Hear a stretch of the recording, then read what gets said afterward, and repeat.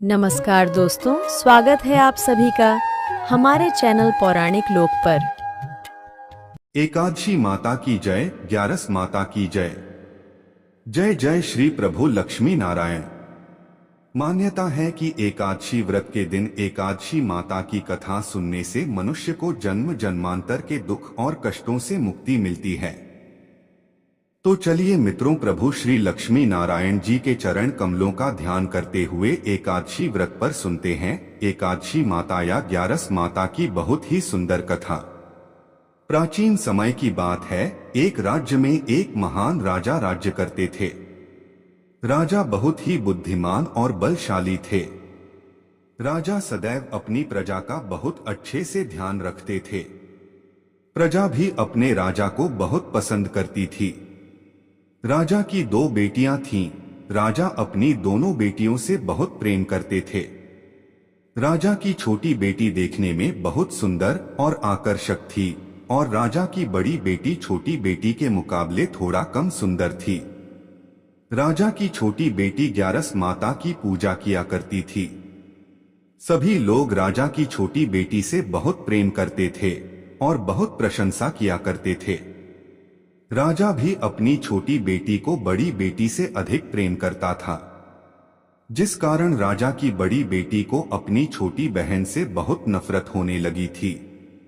राजा की दोनों बेटियां जब बड़ी हो गई, तब एक पड़ोसी राज्य में रहने वाला राजकुमार राजा की बड़ी बेटी के लिए रिश्ता लेकर आया। लेकिन जैसे ही उस राजकुमार की नजर राजा की छोटी बेटी पर पड़ी, तो वह राजकुमार राजा की छोटी बेटी पर मोहित हो गया और उससे पहली नजर में प्रेम कर बैठा। उस राजकुमार ने राजा की बड़ी बेटी के साथ विवाह करने से मना कर दिया और उसने राजा से कहा कि मैं आपकी छोटी बेटी से विवाह करना चाहता हूं।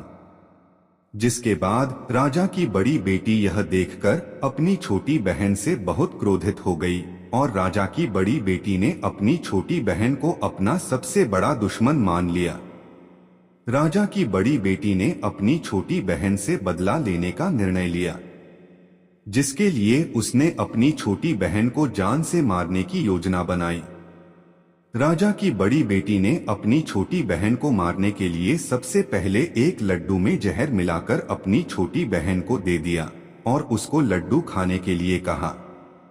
लेकिन लड्डू खाने के बाद भी छोटी बहन को कुछ नहीं हुआ और बड़ी बहन यह सब देखकर बहुत आश्चर्यचकित हो गई। लेकिन बड़ी बहन ने हार नहीं मानी और जब रात में छोटी बहन अपने कमरे में सो रही थी, तो उसने एक मटके में सांप को रखकर कमरे में छोड़ दिया। लेकिन सांप भी छोटी बहन का कुछ नहीं कर पाया। जिसके बाद बड़ी बहन ने अपनी छोटी बहन से कहा कि चलो हम लोग कुएं से पानी भरकर लाते हैं। जिसके लिए वह अपनी छोटी बहन को पानी भरने के बहाने से कुएं के पास ले गई और उसने अपनी छोटी बहन को कुएं में धक्का दे दिया। लेकिन छोटी बहन को तब भी कुछ नहीं हुआ, क्योंकि हर बार ग्यारस माता उसकी रक्षा कर रही थी। उधर बड़ी बहन अपने सारे प्रयासों के बाद भी असफल हो रही थी, जिससे वह बहुत क्रोधित होती जा रही थी। फिर उसने अपनी छोटी बहन के पास जाकर उससे खुद ही पूछा कि मेरी प्यारी बहन, तुमको पता है, भगवान ने सबकी मृत्यु एक निश्चित समय पर लिखी हुई है, पर बहन क्या तुमको पता है कि तुम्हारी मृत्यु कैसे होगी? क्या यह तुम जानती हो? तब छोटी बहन ने अपनी बड़ी बहन को बताया कि हाँ दीदी, मैं तो जानती हूँ मेरी मृत्यु कैसे होगी। छोटी बहन से यह सुनकर बड़ी बहन मन ही मन बहुत प्रसन्न होने लगी और उसने अपनी छोटी बहन से कहा कि बहन, मुझे तुम अपनी मृत्यु का राज तो बताओ। छोटी बहन के मन में कोई छल पाप नहीं था। उसने अपनी बड़ी बहन से कहा कि दीदी, मेरी मृत्यु, मेरे प्राण तो एक तोते में हैं। जो तोते के गले में एक हार है, उससे मेरी मृत्यु होगी। जब तक कोई भी व्यक्ति तोते को मारकर वहां हार अपने गले में पहन लेगा, मैं मूर्छित हो जाऊंगी और जैसे ही उस हार को अपने गले से उतारेगा तो मैं वापस से जीवित हो जाऊंगी। अपनी छोटी बहन की मृत्यु का राज जानकर बड़ी बहन बहुत ही खुश हो गई और उसने अपनी छोटी बहन को मारने के लिए उसके पालतू तोते को ढूंढना शुरू कर दिया। छोटी बहन को इस बात का आभास हो गया था कि कोई उसकी जान लेना चाहता है, जिसके लिए वह अपने पिताजी के पास गई और उसने अपने पिताजी से कहा कि पिताजी, मेरी मृत्यु के बाद मुझे जलाइएगा मत, बल्कि आप मुझे अपनी पुरानी वाली हवेली में एक पलंग में लिटाकर छोड़ दीजिएगा। अपनी छोटी लड़की की यह बात सुनकर राजा बहुत आश्चर्यचकित हो गए। राजा ने अपनी छोटी बेटी से पूछा, बेटी तुम यह सब क्या कह रही हो? तब राजा की छोटी बेटी ने कहा, पिताजी समय किसी के लिए नहीं रुका है, किसे कब क्या हो जाए किसी को कुछ पता नहीं है। और फिर राजा ने अपनी छोटी बेटी से कहा कि तुम ऐसी बातें क्यों कर रही हो? 2-3 दिन में तो तुम्हारा विवाह है। लेकिन छोटी बेटी ने अपने पिताजी को ऐसा करने पर मजबूर कर दिया और उनसे वचन ले लिया। राजा ने भी अपनी छोटी बेटी की बात स्वीकार कर ली और 2-3 दिनों के बाद जब शादी का समय आया तब राजकुमार बारात लेकर राजा के घर पर आया और राजकुमार और राजा की छोटी बेटी का विवाह शुरू हो गया। जैसे ही राजा की छोटी बेटी राजकुमार के साथ फेरे लेना शुरू करती है तो उसकी बड़ी बहन अपनी छोटी बहन के कमरे में जाकर उसके तोते को पकड़ लेती है और उसको जान से मार देती है और तोते की गले में जो था उसको अपने गले में धारण कर लेती है। जैसे ही बड़ी बहन उस हार को अपने गले में धारण करती है तो उधर छोटी बहन 3.5 ही फेरे ले पाती है और वहीं पर बेहोश होकर गिर जाती है। जिसके बाद राजा ने बड़े बड़े हकीमों को बुलवाया और अपनी छोटी बेटी का इलाज करने के लिए कहा।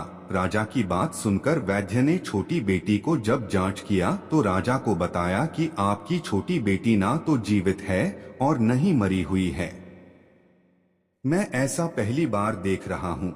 राजा ने वैद्य और हकीम को यह बात बाहर बताने से मना कर दिया और उनको कहा कि अगर तुमने यह बात किसी को बाहर बताई तो हम तुम्हें फांसी दे देंगे। राजा ने अपनी छोटी बेटी को पुराने महल में जाकर एक पलंग पर लेटा दिया और वहां पर कुछ सैनिकों को तैनात कर दिया और वापस अपने महल पर आ गया। राजा की बड़ी बेटी अपने पिताजी के पास आई और कहने लगी कि पिताजी, अगर यह शादी संपन्न नहीं हुई तो आपकी इज्जत का क्या होगा? आप कहें तो मैं आपकी इज्जत बचाने के लिए राजकुमार से शादी करने के लिए तैयार हूँ। जिसके बाद राजा ने अपनी बड़ी बेटी की बात मान ली और राजा ने बड़ी बेटी को छोटी बेटी के कपड़े पहनाकर मंडप पर भेज दिया। लेकिन राजकुमार यह जान गया कि यह राजा की छोटी बेटी नहीं है बल्कि यह राजा की बड़ी बेटी है। लेकिन जब राजकुमार ने शादी करने से मना किया तो सभी लोगों ने राजकुमार को विवश करके राजा की बड़ी बेटी से बचे हुए फेरों को संपन्न करा दिया और विवाह करवा दिया। जिसके बाद राजकुमार राजा की बड़ी बेटी को अपने महल ले गया। राजकुमार राजा की बड़ी बेटी से ना तो बात करता था, ना ही उसको पसंद करता था और न ही उसके आसपास भटकता था। अब राजकुमार ने यह फैसला लिया था कि वह अपनी प्रेमिका को ढूंढ कर रहेगा और यह जानकर रहेगा कि उसके साथ हुआ क्या है। एक दिन राजकुमार अपने घोड़े पर सवार होकर राजा के पुराने महल के पास पहुंच गया, जहां पर उसने कुछ सैनिकों को देखा। महल के पास पहुंचकर राजकुमार ने जब महल को ध्यान से देखा तो वह समझ गया कि यह तो हमारे ससुर जी का ही महल है। तब राजकुमार ने सैनिकों से पूछा, तुम लोग यहाँ क्या कर रहे हो और इस महल के अंदर उस पलंग में कौन लेटा हुआ है? जिसके बाद सैनिकों ने बताया कि यहाँ पर राजा की छोटी बेटी बहुत समय से सोई हुई है। यह सब सुनकर राजकुमार बहुत प्रसन्न हो गया और वह तुरंत अपनी प्रेमिका के पास पहुंच गया और उसकी सेवा करने लगा। जैसे ही रात हुई तो राजा की छोटी बेटी उठकर खड़ी हो गई। राजकुमार यह देखकर बहुत खुश हो गया।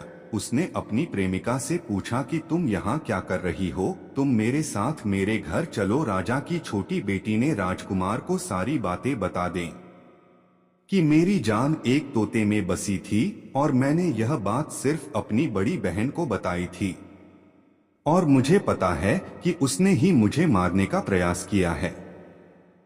उसके पास एक हार है जिसको वह सुबह पहन लेती है और रात को उतार देती है। जब तक वह हार को पहन कर रहती है तब तक मैं मूर्छित रहती हूँ, और जैसे ही वह इस हार को उतार देती है तो मैं जीवित हो जाती हूँ। वो कहती है जब तक मेरी बड़ी बहन के पास वह हार है तब तक मैं ऐसे ही जीवित और मूर्छित होती रहूंगी। अगर मेरी बड़ी बहन के पास जो हार है वह मेरे हाथ में लग जाए तो मैं हमेशा के लिए जीवित हो जाऊंगी। राजकुमार ने यह बात सुनकर राजा की छोटी बेटी के पास रहने का निर्णय ले लिया और उसने अपने बचे हुए सारे फेरे उस पलंग में लेटी राजा की छोटी बेटी के साथ ले लिए और अपना विवाह पूर्ण कर लिया और वहीं पर ही रहने लगा। देखते ही देखते कुछ समय में राजा की छोटी बेटी और राजकुमार की पत्नी पेट से हो गई। एक दिन राजकुमार को किसी काम से बाहर जाना पड़ा। तब छोटी बहन के पेट में बहुत तेज दर्द होने लगा। उसने ग्यारस माता का आवाहन किया, जिसके बाद वहां पर ग्यारस माता प्रकट हुई और उन्होंने अपने भक्त के दर्द को दूर किया और उसे एक पुत्र की प्राप्ति करवाई। उसी समय वहां पर अचानक से राजकुमार भी आ गया। राजकुमार ने ग्यारस माता को देखा तो वह आश्चर्यचकित हो गया और उसने तुरंत माता को प्रणाम किया और ग्यारस माता ने राजकुमार से कहा कि जब तुम्हारा पुत्र 5 वर्ष का हो जाए तो तुम अपनी पत्नी का हार लाकर इसके गले में डाल देना। और देखते ही देखते राजकुमार और राजा की छोटी बेटी का पुत्र 5 वर्ष का हो जाता है। तो राजकुमार अपने बेटे से कहता है कि बेटा, मैं कुछ काम से बाहर जा रहा हूँ, तुम अपनी माता का ध्यान रखना, और वहां से चला जाता है। राजा को बाहर निकलता देख बड़ी बहन के सैनिक देख लेते हैं और बड़ी बहन को जाकर सारी बातें बता देते हैं। जिसके बाद बड़ी बहन अपनी छोटी बहन के पुत्र को वहां से उठवा लेती है और उसको मरवा देती है और छोटी बेटी के पुत्र के 2 टुकड़े करवा देती है। पहला टुकड़ा चक्की के पास छुपा देती है और दूसरा टुकड़ा अपनी पलंग के नीचे रख लेती है। अब ग्यारस माता भिखारी का रूप लेकर उसकी बड़ी बहन के दरवाजे पर आती हैं और बड़ी बहन के पास चली जाती हैं, जिसके बाद वहां पर भिक्षा मांगने लगती हैं। बड़ी बहन अपने नौकरों से कहती हैं कि जाकर भिक्षा दे दो, लेकिन जैसे ही नौकर ग्यारस माता को भिक्षा देने के लिए आते हैं तो माता उन्हें मना कर देती है और कहती हैं कि मैं तुम्हारी महारानी से ही भिक्षा लूंगी। जिसके बाद बड़ी बहन स्वयं ही भिक्षा देने के लिए माता के पास आती हैं। उधर माता एक बिल्ली का रूप लेकर उसके कमरे में चली जाती हैं और वहां पर छोटी बेटी के पुत्र कोई 2 टुकड़े को आपस में जोड़ देती है और उसे जीवित कर देती है और उसे लेकर वहां से चली जाती है और राजकुमार को सौंप देती है। राजकुमार अपने बेटे को लेकर अपनी बड़ी पत्नी के पास जाता है और उसे कहता है कि तुम इसका ध्यान रखना, अगर तुम इस बच्चे का अच्छे से ध्यान रखोगे तो मैं तुमसे बात करूंगा। इसी प्रकार एक दिन राजकुमार अपने बच्चे से कहता है कि तुम माता से उनके गले का हार मांग लो। जिसके बाद राजकुमार का लड़का अपनी मम्मी के पास जाता है और कहता है कि माता, मुझे तुम्हारा हार चाहिए जो तुमने गले में पहन रखा है। यह सुनकर पहले तो बड़ी बहन बहुत क्रोधित होती है, पर उसको यह याद आता है कि राजकुमार ने कहा था कि अगर मैं इस बच्चे का ध्यान अच्छे से रखूंगी तो वह मुझसे बात करेंगे, जिसके कारण वह हार को उस बच्चे को दे देती है। वह बच्चा तुरंत ही उस हार को ले जाकर अपने पिताजी को दे देता है और तभी राजकुमार अपने बेटे को लेकर वहां से जाने लगता है और अपनी पत्नी से कहता है कि तुम हमारे लिए खाना बनाकर रखना, मैं शाम को आकर तुम्हारे साथ खाऊंगा। और वह अपने बेटे को लेकर वहां से चला जाता है। जिसके बाद वह राजा के पास जाता है और उनको सारी बातें बता देता है। राजा अपनी बड़ी बेटी की यह कटुकर्म सुनकर बहुत क्रोधित होते हैं और उसे सजा सुनाता है और अपनी परवरिश पर ही दोष देने लगते हैं और राजकुमार को अपनी छोटी बेटी के साथ रहने के लिए आदेश देते हैं। यह थी ग्यारस माता की पहली कथा। तो प्रेम से बोलिए एकादशी माता की जय, ग्यारस माता की जय। अब चलिए सुनते हैं एकादशी माता की एक अन्य कथा। गालव मुनि का भद्रशील नामक एक पुत्र था। भद्रशील ने बाल्यावस्था से ही एकादशी माता का व्रत और पूजा अर्चना आरंभ कर दिया था। वो सच्ची श्रद्धा और निष्ठा भाव से पूरे दिन एकदशी का व्रत करता और कथा सुनता। शाम के समय ब्राह्मणों को भोजन करवाया करता तथा पूरी रात्रि श्रीमन नारायण नारायण हरि हरि का जाप करता। अगले दिन यानी कि द्वादशी को एकादशी व्रत का पारण करके ही भोजन ग्रहण किया करता था। गालव मुनि ने अपने पुत्र को इतना कठिन पूजा पाठ करने से कभी नहीं रोका, लेकिन एक दिन बाल्यावस्था में ही पूरे दिन उपवास करने के कारण उनका स्वास्थ्य बिगड़ने लगा और वो बेहोश होकर भूमि पर गिर पड़े।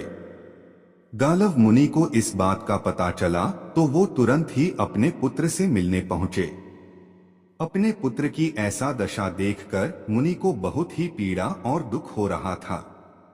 जब थोड़े समय बाद भद्रशील को होश आया तो मुनि ने अपने पुत्र से पूछा कि हे पुत्र, तुम इतनी छोटी आयु में इतना कठिन उपवास क्यों कर रहे हो और तुम्हें इस उपवास के बारे में किसने बताया है? भद्रशील ने कहा कि मैं कई जन्मों से इसी प्रकार एकादशी का पुण्य फलदायी उपवास करता आ रहा हूँ। पिताजी आमतौर पर किसी को भी अपना पिछला जन्म याद नहीं रहता है। जब तक बालक माँ के गर्भ में होते हैं तब तक उन्हें उनके पिछले जन्मों की सभी बातें और कर्म याद रहते हैं, लेकिन बालक का जन्म होने से ठीक पहले ही यह स्मृति मिट जाती है। परंतु भद्रशील को अपने पिछले जन्म की याद उस वर्तमान काल में भी थी और इसका कारण था यह एकादशी व्रत की शक्ति जिसका भद्रशील पालन किया करते थे। उन्होंने अपने पिता से कहा कि वे कई जन्म पूर्व में धर्मकीर्ति नामक राजा थे। धर्मकीर्ति के रूप में मैं बहुत ही क्रूर राजा हुआ करता था। उसके राज्य की प्रजा उसे बिल्कुल भी पसंद नहीं करती थी, क्यों धर्मकीर्ति उन पर बहुत अत्याचार किया करता था। जीवन में ऐसा कोई पाप नहीं बचा था जो उसने ना किया हो। एक समय की बात है, वह सूर्य उदय होने से पहले ही अपने सैनिकों के साथ शिकार पर गया हुआ था। वहां पर उसने जंगल में एक अत्यंत ही सुंदर और आकर्षक हिरण को देखा। राजा को वो हिरण बहुत ही मोहित कर रहा था और उसे वो हिरण अब किसी भी कीमत पर राजा को चाहिए था। राजा ने उस हिरण को पकड़ने के लिए अपने सैनिकों को उस हिरण को चारों ओर से घेरने के लिए कहा।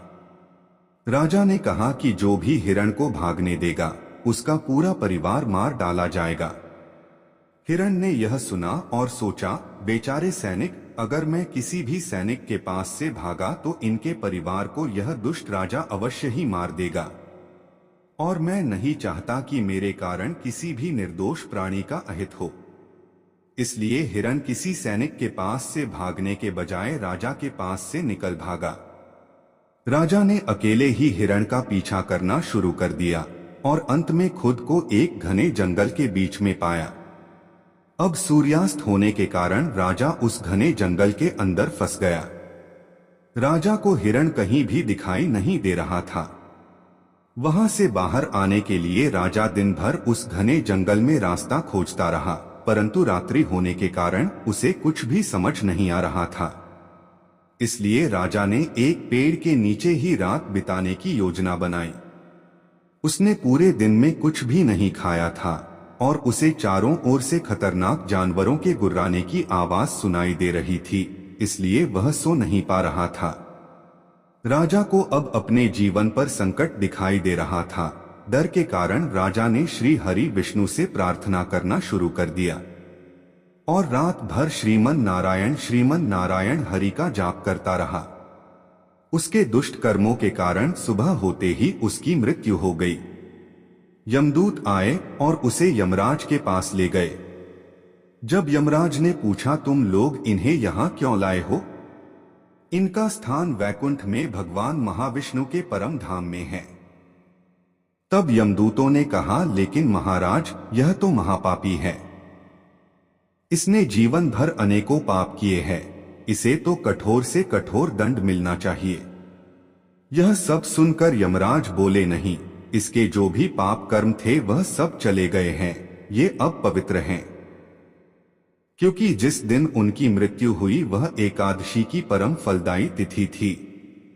राजा ने उस दिन शिकार पर आने के कारण कुछ भी नहीं खाया था और रात्रि में जंगल में भटकने के कारण भी इनका उपवास ही रहा। इस प्रकार से राजा ने दिन भर उपवास किया और रात में जागते हुए श्री हरि का स्मरण किया। इस पुण्य कर्म से उनके सारे पाप दूर हो गए और वे पवित्र हो गए। यमराज ने स्वयं एक स्वर्ण रथ बुलवाया और राजा को वैकुंठ भेज दिया। जब लोगों को इस बारे में पृथ्वी लोक में पता चला तो वे सभी एकादशी व्रत का पालन करने के लिए और अधिक सुखपूर्वक जीवन जीने लगे। हे एकादशी माता, जैसे आपने राजा पर कृपा की, हम सभी भक्तों पर भी अपनी कृपा यूं ही बनाए रखना। तो बोलिए, ग्यारस माता की जय हो, एकादशी माता की जय हो। श्रीमन नारायण नारायण हरि हरि, श्रीमन नारायण नारायण हरि हरि।